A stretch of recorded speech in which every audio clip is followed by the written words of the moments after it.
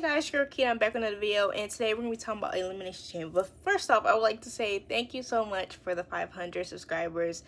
I am like so appreciative. Talking about wrestling is one of my favorite things to do, and you guys just being here and supporting me, being in the comments, liking my videos, it does not go unnoticed. Like, I always appreciate it when you guys comment. And y'all are in it for the long haul. I don't know if y'all know that, but when y'all decided to subscribe, y'all decided to be in the 360 contract with me. So we just gonna go up from here on. But Elimination Chamber just put me through all types of emotions, and I know it did the same thing for you guys. Elimination Chamber was just set it off for WrestleMania season. I know that it was going Triple H gonna be upset, and I respect that man, but it did not feel like WrestleMania season till Elimination Chamber, and maybe that's the formula going forward. That's fine with me, but you cooked. Although I am gonna say right here, right now, it don't make sense for Naomi to be Jade's attacker. Still doesn't make sense. I done went through all the different type of theories that have been given to me, talking about how she was jealous of Jade. Couldn't have been jealous of Jade because she was in the World Championship conversations. Jade was not. Talking about how she was just upset. She should have did that. Should have vented her anger at Bailey when she had the title and when Bailey was acting crazy with her. That's when she should have did it. If she was going to turn heel on anybody, it should have been Bailey. So I'm going to let it cook, though, because I know that at the end of the day, they're going to serve. And seeing Naomi in such a big storyline just warms my freaking heart, because she just deserves it. And they are like I believe they are the second watch clip of that night. Like, we up. And Naomi, she know how to be a good heel, so I'm here for it. If she is forced to be a heel, I feel as though she's going to be forced to be in this heel role. Because I think it was a two-man job, and if it wasn't a two-man job, Bianca did it. Now, I say Bianca did it because when y'all heard a storm is coming, and Naomi looked at Bianca looked like she was getting ready to fight. She looked like she was getting ready to fight. She looked shook and she wanted to fight. Like, that's exactly what I looked at when I saw Bianca. But the Women's Elimination Chamber, I was like, you know what I'm saying? Although I don't want to see Naomi go first because, you know, y'all always want her to go first. She can't chill in a cage. But fine. We got the good looking fit. Period. Like, the gear was on it. The gear ate so bad. Just to hear Jay come out, and I don't know why Naomi stood so still. She just stood still, and Jay whooped her behind. She beat her like she stole some money. Literally, that's what happened, and that hurt me deep in my heart, and it hurt me so bad because I'm like, what the heck? What the F? Like, what is going on here? Why is Naomi not fighting back? First off, like, girl, if you knew you did this, and Jade kind of, like, it was talked about how, like, Jade would know who her attacker was. Jade would know, like, it was just been like that. So, if you knew Jade was kind of, she probably thought it was you, or she would have knew her attacker, you should start blocking, dodging, doing something. The whole time, she was getting just dragged. It hurt my heart. It hurt my heart deep. I do give Jade her 10s. She looked good, and dare I say, she beat my girl up good. Dang it! I hated that, man. Like, that messed me up for half of the night. I won't even lie to you guys. I was almost checked out because I love the big three. And to see if they weren't able to have a actual faction, but it just felt like that to me. It felt as though they were that.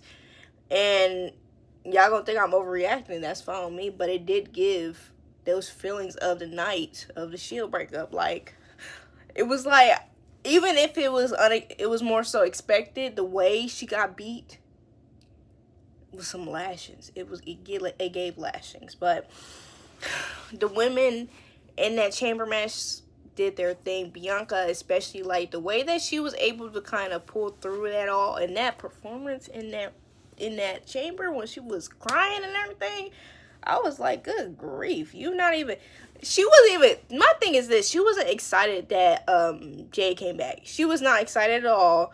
That's what really makes me think it was her, because you weren't excited. Neither of them were kind of excited. We gonna let it cook. But in that match, we saw Roxanne and Bayley going at it, and it surprised me that Bayley was the first one out. I'll be real with you guys. As you guys know, my picks were Naomi, Bianca, and Bayley. Bianca was kind of my main pick, but I was just so unsure about how they were going to do this Jade situation. So I was like, it would make sense for it to be Bayley. Things were aligning. It could have made sense, but she does have this story going on with Roxanne, so I know that that's probably gonna be her road at WrestleMania. But seeing Bianca pull through at all, and then Alexa Bliss at it like she never left in that ring. Liv Morgan, a very great performance from her. She's just been on it. What really been getting me is when they talk about Liv Morgan, she deserves her flowers. Almost every match of Liv's, it's getting to the point where y'all don't understand. This is just Liv. Liv is just good. She's just good at this. Like, why are you guys? She's good. Y'all act like y'all surprised every time, but Liv, she knows how to do this. She good at this, and I think being at the top level for the past last year, she's just been able to just adapt and find a sweet spot to where she's just smooth sailing now. Bianca Belair being the winner of the Elimination Chamber gave me so much joy, because she made history. And not only did she make history, she was looking good while she did it, but we get in a match between Rhea Ripley and Bianca. And I know what I said, and I meant it. The storyline between Bianca and Rhea, I wanted it to be more of a more of a build. But I know that there is history between them, and that's a build as well. But y'all know what I mean, like something different, like some current. Because Rhea and Bianca just on different brands. They weren't on the same side, none of that. So that's not what I mean when I say build. Io Sky, they have a great chemistry. They would have a good build as well. I think it's gonna be Rhea and Bianca, but Bianca, she needs to go on an undefeated streak. The fact that it's basically stated that Bianca is gonna be on this storyline between Naomi and Jay as well as Rhea, gonna be very interesting. Hopefully she's able to pull through a win through going through all this mess, because she has a lot of mess to deal with. It's going to be tricky. It's going to be very tricky, but I'm so happy for her. Like, y'all, they said if it ain't going to be me, it's going to be you, and if it ain't going to be me, it's going to be you, and it was for sure. I loved it, man. The tag team match with Trish Stratus and Tiffany Stratton versus Nia Jax and Candice LeRae. Candice LeRae proving who she is. The fact that she's able to have a PLE match, that right there was pretty cool, because she wasn't getting these opportunities when she was in a tag team, but to see her shine now gives me joy, although I don't like what she be doing sometimes. Nia did a great job as well. Trish and Tiffany were they did great in the ring. I think that this match was a lot for the Canadians. Just because you've seen your hero in action at an age where not many women are still doing it. And to be doing it at a good level and almost staying on course with the women that do this weekly is a feat that not many people can relate to. I hope to see Trish again, but she good. She good. She got the dub. She got that dub. And now I think Tiffany Stratton is going to be able to go on a streak of more so feeling herself and getting that confidence, because going against Charlotte is going to probably mess with her a bit, because Charlotte is so accomplished, but she's champion. She needs to act like it and go forth with that energy. and be cocky. You know, you're gonna get cheered. You're gonna get cheered if you're a little cocky, because people aren't really messing with Charlotte at the moment. So she's good. She can have so much freedom, and she's gonna be able to do a great job in the ring. I already know it, but it was a good match. I think this match right here kind of helped me out with the pain, because man, I was going through some pain. I think the next match between Kevin Owens and Sami Zayn snapped me out of it because of the way they were going at it.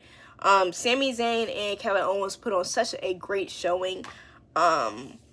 It was close. It's in there for one of the top matches of the year. I know the year just started, so it's kind of like a course. But these men put on a show and put their bodies on the line like crazy. Sami Zayn was doing, he was putting in that work. I won't lie. When I was watching it, I'm like, dang it, why is it that Kevin Owens is getting his behind beat like this? Like, bro, you're the one who started this. You're gonna get beat up again 2 times in a row, but you know, that didn't work out. That didn't work out for Sami. You know, Kevin Owens found a way, and that's what I'm excited about. That's what I was excited about.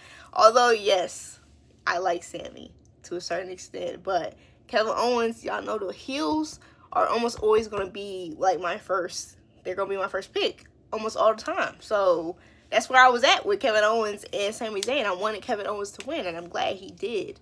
Because I was scared there. Because Sami, he's one of those people that gets special booked. Sami Zayn, he's a great talent in the ring, but y'all know, man. Certain times I feel as though Sami Zayn shouldn't win, but he be winning. And it's fine, because he's great talent. You know, he know how to do what he got to do in the ring. But, the barbed wire chair thing. I saw some blood, sure. A little bit, but they get their tens. But that hurt. That hurt me. Like, I need them to be more careful. Because when he pulled out that chair, I thought it was done. I thought we was done for. Like, I hope they was good after that match. But after Kevin Owens won, he wanted to go a step further, because when he wanted to ruin Sami Zayn's career. He wanted to make it to where he wasn't going to be able to get up the next day. And he almost was going to do it, but Randy Orton returned, which I'm like, you know what? You got 2 returns. We might get a 3rd return. You know, they was doing their thing. I was so excited to see Randy. I heard voices, and I seen something. I'm like, Randy, you gonna have to help this man. Boom, voices came out. Randy looking good. Got a new shirt. He was ready to go into. Almost was finna punt Kevin Owens, and he was not able to, but I know it's loading. It has to be on the way. You teased it to me. You got to give it to me later on. Pause. You have to follow through with that one. I literally have to see that. I have to see Kevin Owens get punt kicked. I just do. That vintage Randy Orton, I have to see it. You can't tease it. Like, perfect time for Randy Orton to come back. Hopefully he gets to get a Mania spot. I think he will get a Mania spot between Kevin Owens, though. So that's just gonna be so good. I am ecstatic. The next match was the Men's Elimination Chamber, which this was a great Elimination Chamber as well. You know, you're always gonna have that one. Logan Paul. He was that one. But everybody in that ring did their thing. This was the point where I was 100% paying attention. I wasn't as shook as I was, because y'all know I was shook. Almost done for it. But the Elimination Chamber was so good. They gave us moments of nostalgia when you saw CM Punk and John Cena together in that ring, just being there, in that ring. A point in that match where really kind of, and then we saw Drew McIntyre and Damian Priest, them doing their things where they're going to probably feud going forward just because of the way things occurred. And then Logan Paul, I'm just so glad he didn't win. Glad he's not going to go to WrestleMania with John Cena. I'm just glad those 2 things. Happy. Ecstatic. Just, y'all have no idea. But Seth Rollins, lone man, Like, what kind of gave me a hint about John Cena kind of, you know, shifting, although you could just say that familiarity, but John Cena in general, usually I wouldn't think that he would team up to just go against Seth Rollins the way that they did it. Great moment, I loved it, but John Cena, because he doesn't have beef with Seth Rollins. Seth Rollins was one of those people in that ring with Cody Rhodes to help him. John Cena was also on that same boat. Seth Rollins had been good. He's only had beef with CM Punk and CM Punk alone. So for John Cena to kind of like jump him in a different way, that was like, oh, okay, all right. That's where my brain started moving in a different way right there. I'm not even capping y'all. That's when I was like, oh, that's different. But them being able to kind of double team and get Seth Rollins out. And y'all know Seth Rollins, he's a hater. Gonna be a hater. I saw that cage still open. I said, either we're gonna have a 3-year, but then I was like, that man don't like coming to work sometimes. And the things that occurred later on that night, I just had a feeling like he don't want to be a part of that. So I'm like, Seth Rollins gonna be a hater. Seth Rollins was a hater. He was a hater. And he helped give John Cena the chance to submit him. Punk passed out, and John Cena is our Elimination Chamber winner going to WrestleMania. Now, I told you guys that I didn't think John Cena was going to win.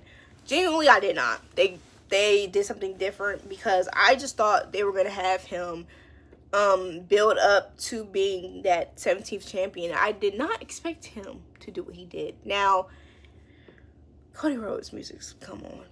Y'all know that.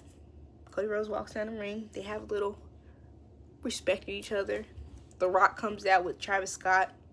I'm like, why he coming out, walking him out? Oh, he trying to be like Jey Uso. I see it. Jey Uso's impact is crazy, but they walk out. They walk down. Cody Rhodes, you know, The Rock, what you gonna do? John Cena's in his corner. I'm thinking to myself, okay, why is John here still? Okay, why is John being so animated? Like, the way it was going, I'm like, there's something weird going on here. And I know Roman ain't coming back. I know Cody Rhodes ain't gonna say yes. There's something weird going on around here. Won't cap, but that's exactly what's going through my head. And Cody Rhodes says no. John Cena hugs him. I'm like, John Cena does that little thing that he did. I was like, oh, shoot. Good. I think somebody called it that John might be the one, but that was such a surprise and a shocker that I did not see coming, because who would have thought that John Cena and The Rock are going to work together? But as you think about it, as things, you know, came forward, John is going to do anything he can do to get that 17th championship, because he believes it's best for business, just as The Rock is the head of he's final boss. That's business. He's best for business as well. Thinking about things corporately, it lines up. It makes sense. I'm like, oh my gosh. Then they start whooping on that man, and I'm like, oh shoot. Well, Team Cena. Because I'm here for John Cena turning heel. I am. I love heels. I've said it earlier. But John Cena is able to do flip a page and do something different in his last year. That's such a beautiful thing, because he's wanted to turn heel before.